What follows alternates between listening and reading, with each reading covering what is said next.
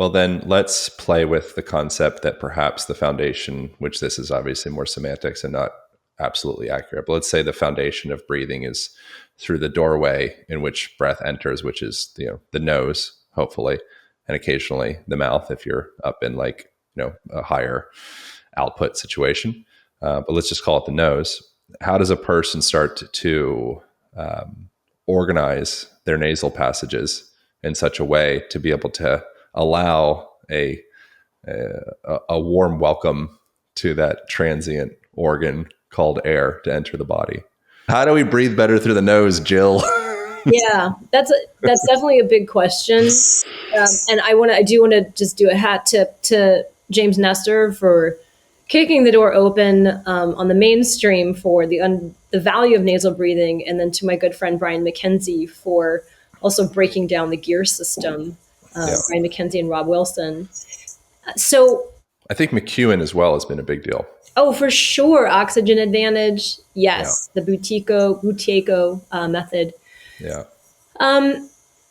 Breathing through one's nose is limited by structural challenges within the face and nose. And so anything that's really chronic, that really, you need to see a doctor to help you with that. You go to an ENT, you go to a rhinologist. There are certain things that may be able to be done in a non-invasive way or a non-surgical way. And those are things that I can speak to, but I certainly have a house here where I had a massive challenge with my own son and not being able to be a nasal breather for quite a while. And that story is in the book. But he had inflamed glands in his throat called tonsils that were blocking airway. And so he could not get good nasal breathing. And you can look at that in the book. But let's talk about what you can do. I mean, the simple thing is decongest your nose through, you could use pressure through exercises like the Cottle maneuver, that you can draw the labia, the skin next to the nose apart, and that can help to traction the sinuses and start to clear air. So it's really rather light pressure. You want to if you stick your fingers just on the outside of your nasal folds, like your fingers are glue, you're not pressing in order to touch your gums. You know what I mean? You're not in deep. You're in the chubby cheek zone, and then you just traction outwards. And you would hold that for many, many minutes while nasal breathing. The third point of the Cottle maneuver that I don't ever see done, I used to do this on my son, is I go to the ethmoid bone. And so I try to create a traction here, kind of at that third eye in between the eyebrows. And so that, for sustained pressure for quite a long time, is really helpful to adjust the sinuses of the face and increase the possibility of nasal breathing. Side lying can be really helpful for decongesting the opposite side of the face. So, if you're like both nostrils are congested, then you can lie on one side, in a bed, support your head, and rest for a while, and that will drain. You can get that side open, and then when you flip over to the other side, you just want to keep the Cottle on the one side that was formerly closed, now open. So just little things like that. Just doing that little bit, I mean, I've done this hundreds or thousands of times, but just doing that little bit there, I can notice a difference in my respiration. Yeah, it's immediate. And then the sort of non-stressful way of doing that would be using tape. So using tape to traction the nose apart.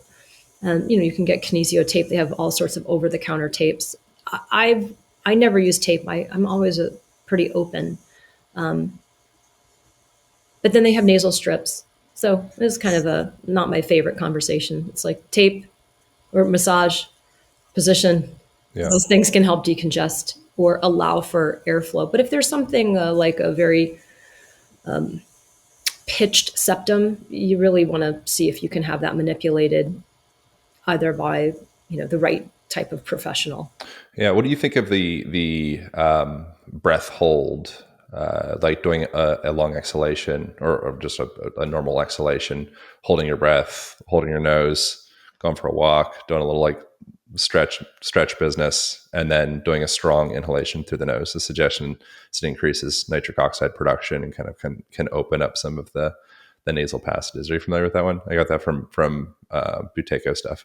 Yeah, that sounds great. It sounds like great. I think breath holds are awesome as a Yeah. way of building endurance in both sides of the fence of, inhale suspension pressure or exhale, I call it vacation, the void of air. I think you can get a lot out of doing breath hold practices as long as it feels comfortable. And I think Yeah. they're really interesting for attention.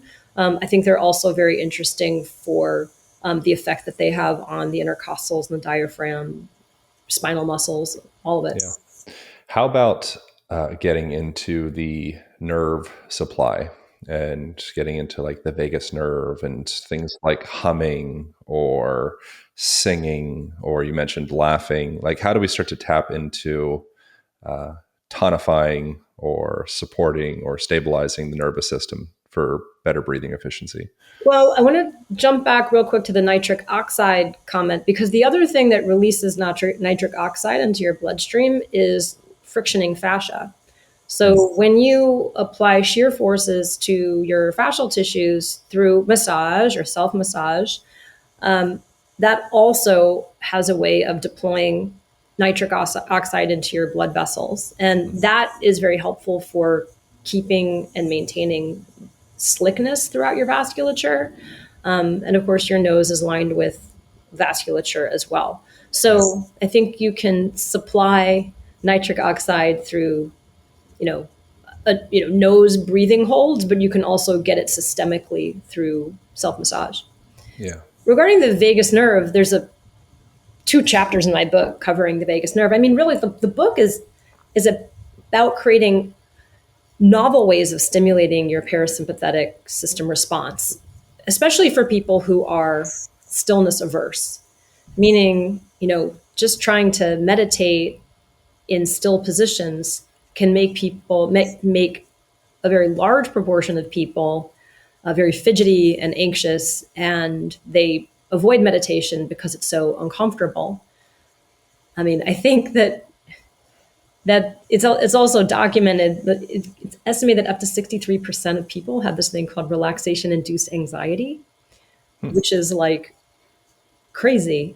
It's not crazy. It's that stillness creates a lot of discomfort in people's bodies, whether it's the pain of their body or the pain of their own thoughts, or it's in stillness we're no longer able to subdue and sublimate all the other unpleasantries that our brain and our soma are processing. Yeah.